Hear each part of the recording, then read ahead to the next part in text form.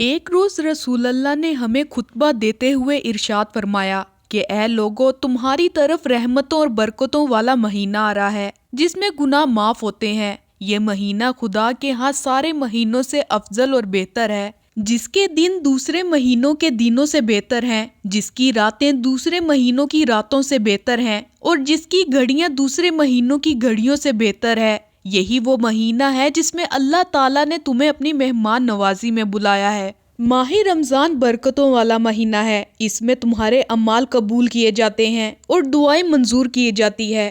اس ماہ کی عظمت کا اندازہ اس بات سے لگایا جا سکتا ہے کہ قرآن مقدس کا نزول اسی پاک مہینے میں ہوا۔ رمضان کا پہلا عشرہ رحمت، دوسرا عشرہ مغفرت اور تیسرا عشرہ جہنم کی آگ سے نجات کا ہے۔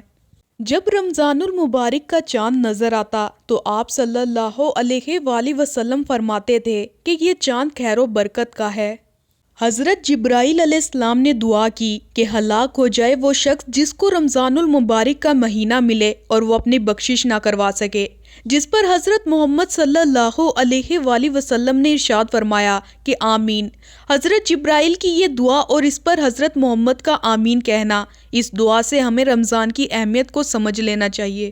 روزہ وہ عظیم فریضہ ہے جس کو رب ذوالجلال نے اپنی طرف منسوب فرمایا، اور قیامت کے دن اللہ تعالیٰ اس کا بدلہ اور اجر بغیر کسی واسطہ کے بذات خود روزے دار کو عنایت فرمائیں گے۔ اللہ تعالیٰ نے اپنے بندوں کے لیے عبادات کے جتنے بھی طریقے بتائے ہیں، ان میں کوئی نہ کوئی حکمت ضرور پوشیدہ ہے۔ نماز خدا کے وصال کا ذریعہ ہے، اس میں بندہ اپنے معبود حقیقی سے گفتگو کرتا ہے۔ روزہ بھی اللہ تعالیٰ سے لو لگانے کا ایک ذریعہ ہے۔ حدیث مبارکہ میں ہے کہ رمضان اللہ تعالیٰ کا مہینہ ہے، جس سے پتہ چلتا ہے کہ اس مبارک مہینے سے رب ذوالجلال کا خصوصی تعلق ہے، جس کی وجہ سے یہ مبارک مہینہ دوسرے مہینوں سے ممتاز ہے۔ حضرت جابر بن عبداللہ سے روایت ہے کہ حضور کا فرمان ہے کہ میری امت کو ماہ رمضان میں 5 چیزیں ایسی عطا کی گئی ہیں جو مجھ سے پہلے کسی نبی کو نہیں ملیں۔ پہلی یہ کہ جب رمضان المبارک کی پہلی رات ہوتی ہے تو اللہ تعالیٰ ان کی طرف رحمت کی نظر فرماتا ہے، اور جس کی طرف اللہ تعالیٰ رحمت کی نظر فرمائے اسے کبھی بھی عذاب نہیں دے گا۔